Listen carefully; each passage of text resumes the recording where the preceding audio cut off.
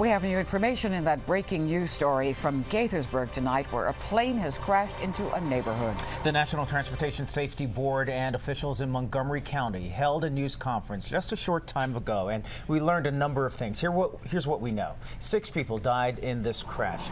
3 victims were on the plane, 3 were inside a home, and many are wondering right now, and the question they want to know is, what caused this plane to crash? Maryland Bureau Chief Brad Bell is live in Gaithersburg to give us some answers. Brad? Yeah, there's really 2 things to talk about here, as you said, the plane and what happened in the house. Let me get out of the way right now. I want to push back in Ron Mounts. You can see those firefighters gathered in front of the garage of that house. They are looking at the fuselage of the plane. The NTSB is on scene now investigating. They're going to try to figure out what brought it down. One of the early things they're looking at now is the possibility of a bird strike. There was chatter on the aircraft radio. The pilot of this aircraft on his way from Chapel Hill to here reported that he had difficulty about 4 miles out. 2 miles later, he crashed. And then the house. So this aircraft came down and hit parts of 3 houses, but one of them took the brunt of it and was burst into flames, a fireball of jet fuel. And in that home, a mother, her name Marie Gemmel, and 2 little children, Cole and Devin. Both very young, Devin 1.5 months old. And what we know now is that the mother was huddled in an interior bathroom trying to shelter those children. She actually was able to make a phone call. She told her husband what was going on. There was a press conference a little while ago, and Montgomery County Police Chief Tom Manger talked about that horror. We have confirmed the loss of the 3 family members of the Gemmel family in the house that burned behind us.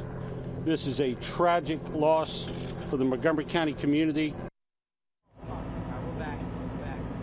Well, a lot of folks shaken out here. I had this chance to speak with Montgomery County Executive Ike Leggett just a few moments ago. He said he couldn't imagine anything worse than what really went on out here. Now, he said the NTSB is just beginning their investigation. Those lights are on the house. Those lights are on the wreckage of the plane. They have recovered the flight data recorders. They're going to be going over that, but also gathering every little bit of evidence they can find here to determine exactly what went on as this plane was on final approach, this business jet on final approach to Montgomery Airport. In Gaithersburg, Brad Bell, ABC 7 News.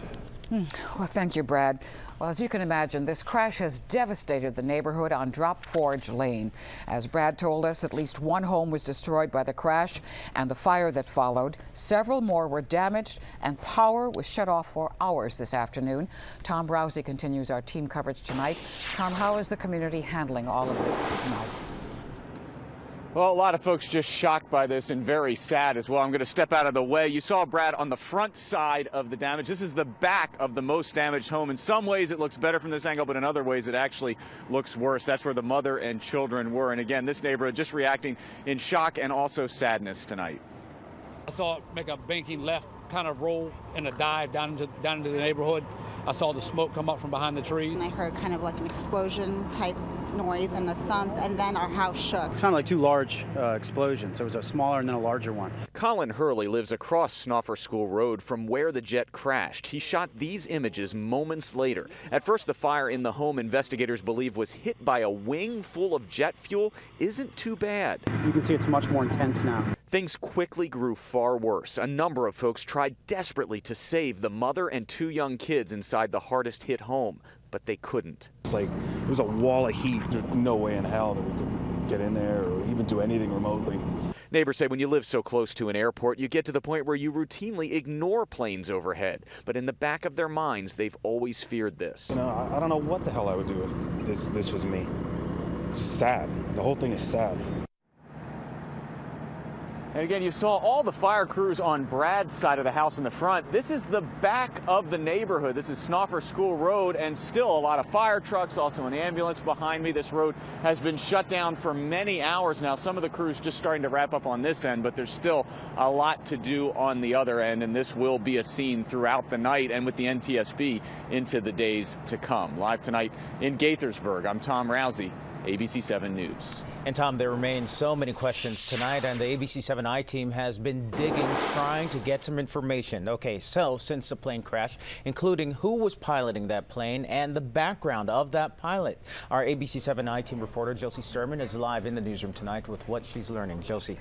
Kenneth, we've been working this all day, and this is not the first time the family of Michael J. Rosenberg has gotten news of a plane crash he was involved in. Back in 2010, they confirmed to us he walked away from a different crash at the same place, the Montgomery County Air Park. This time, though, he just was not as lucky. Tucked among the trees not far from the Montgomery County Air Park. That's where our News Chopper 7 found Michael Rosenberg's plane back in March of 2010. The man his family calls an experienced pilot confirms to us he escaped the crash that destroyed his turboprop during a crash landing.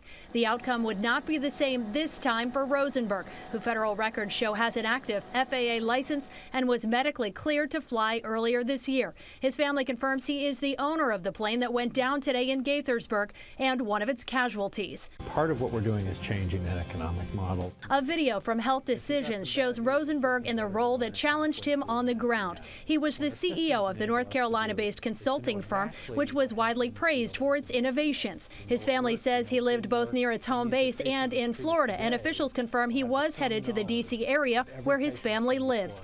They tell ABC 7 they are in shock, mourning not just their own personal loss, but the loss of those killed on the ground. Rosenberg was also a licensed flight instructor, and we found out earlier today that he asked the FAA to block his tail number from tracking. That's what originally made finding out where this plane was from and where it was headed so difficult. Live in the newsroom, Josie Sturman, ABC 7 News. Thank you, Josie. The plane crashed into a neighborhood not far from the Montgomery County Air Park. We spoke with residents who tell us they have been concerned about low-flying planes in the area. Richard Reeve is live at the air park. And Rich, what are those residents saying tonight? Yeah, certainly a lot of emotion from the residents in that neighborhood and people working here at the air park. You know, this is a very tight-knit community, pilots, aviation vendors. First, let's take a look inside, and then we'll get to the neighborhood. Inside the air park offices today, all eyes were on the television coverage of what was happening with this crash. It's only about 1.5 miles away, that site there.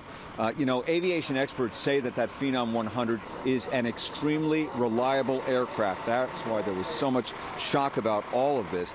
Meanwhile, in that neighborhood where the crash happened, a lot of concern about low-flying aircraft. Residents say they've even asked the county to discuss changing some of the flight lanes there. Let's listen.